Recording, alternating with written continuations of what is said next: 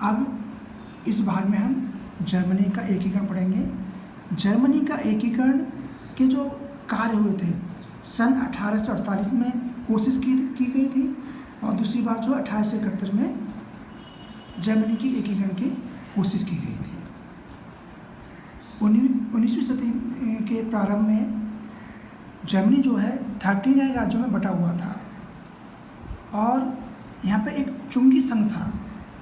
चुंगी संघ की स्थापना की गई। इसके माध्यम से क्या है, जर्मनी के एकीकरण हेतु लोगों में जन चेतना व एकीकरण के फायदे के बारे में लोगों को जागरूक किया गया और इस चुंगी संघ को क्या है, जोल्वे रायन कहा जाता था। यानी उस ज़माने में जो चुंगी जो संघ बना उसका नाम था जोल्वे रायन।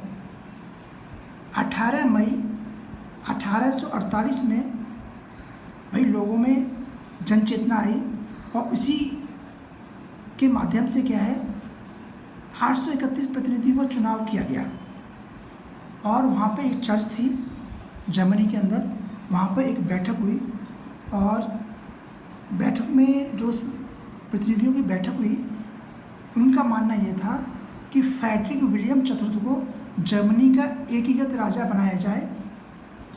परंतु जो राजा थे इन्होंने राजा बनने से मना कर दिया क्योंकि जो ऑस्ट्रिया नहीं चाहता था कि जर्मनी का एकीकरण हो, क्योंकि वहाँ पर ऑस्ट्रिया का प्रभुत्व था जर्मनी के अंदर और इसके कारण से क्या है फ्रेडरिक विलियम चतुर्थ ने वहाँ का राजा बनने से मना कर दिया।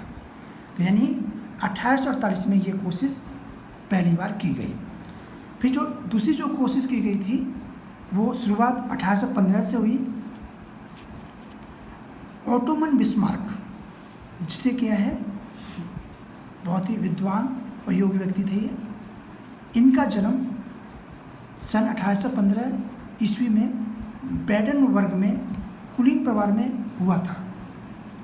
1859 में रूस के राजदूत बने और 1862 में प्रिस्सा के प्रधानमंत्री बने।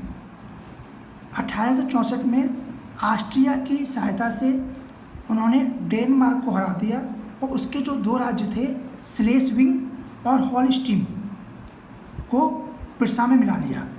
लेकिन जो एक गेस्टिन समझौता हुआ, गेस्टिन समझौता से होल्स्टीन को ऑस्ट्रिया को दे दिया गया। यानी कि ऑस्ट्रिया ने कहा भाई मैंने आपका युद्ध किया है तो मुझे कुछ दीजिए। तो एक गेस्टिन समझौता हुआ, उसके अकॉर्डिंग जो डेनमार्क के जो राज्य था होल्स्टीन उसको क्या ऑस्ट्रिया को दे दिया।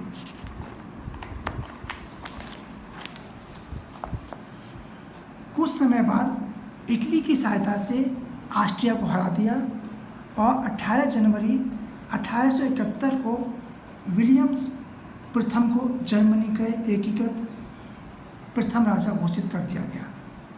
तो बच्चों इस प्रकार क्या है जर्मनी का एकीकरण हुआ, जिसमें बिस्मार्क यानी ओटोमन बिस्मार्क का महत्वपूर्ण योगदान था।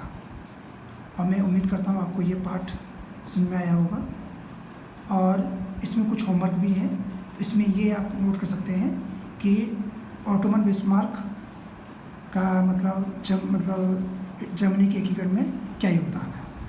इस प्रश्न को आप नोटबुक में करेंगे।